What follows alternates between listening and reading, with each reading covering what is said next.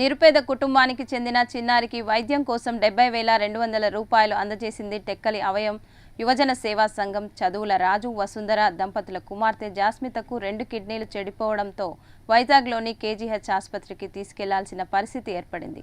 చిన్నారిని ఎలాగైనా కాపాడుకోవాలని ఆర్థిక సాయం కోసం సంఘాన్ని ఆశ్రయించారు.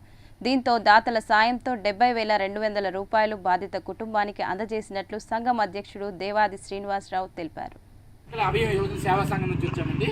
మన టెక్కలి ఆది ఆంధ్ర వీధిలో ఒక నిరుపేద కుటుంబం చదువుల రాజు అలాగే వసుంధర అనే దంపతులకు జోసిత్ అనే 5 ఏళ్ళ చిన్నారి అనేది ఉంది. అది ఇటీవల చిన్నారికి ఆరోగ్యం బాగోలేదని టెక్కల ప్రభుత్వ ఆసుపత్రికి తీసుకువెళ్ళగా పాప పరిస్థితి విషమంగా ఉంది, శ్రీకాకుళం తీసుకువెళ్ళమని వాళ్ళకి చెప్పారు. వీళ్ళు శ్రీకాకుళం వెళ్ళి డాక్టర్లు చూపిస్తే వాళ్ళు అన్ని టెస్టులు చేసి పాప యొక్క 2 కిడ్నీలు అనేవి కొద్దిగా పాడయ్యాయి, వీలైనంత తొందరగా వైజాగ్ కేజీహెచ్కి తీసుకువెళ్ళమని చెప్పడం జరిగింది.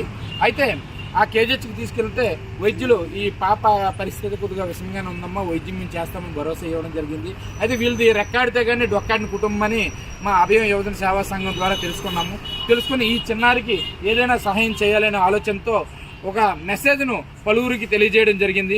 ముఖ్యంగా ఆది ఆంధ్ర వీధిలో ప్రజానికానికి, అలాగే శ్రీకాకుళంలో ఉన్నటువంటి డాక్టర్ లింగాల రమేష్ గారు అనే సంఘంలో ఉన్న ప్రతి డోనర్ వాళ్ళకి తోచిన సహాయం చేయడం వల్ల ఈరోజు మొత్తం 50,000 రూపాయల ఆర్థిక సహాయంను ఈ చిన్నారికి ఈరోజు ఆ చిన్నారి తల్లికి ఈరోజు మా అందివ్వడం జరుగుతుంది. ప్రతి ఒక్కరు కూడా ఇటువంటి నిరుపేదకు సహాయం చేస్తారని మా అభయం యువజన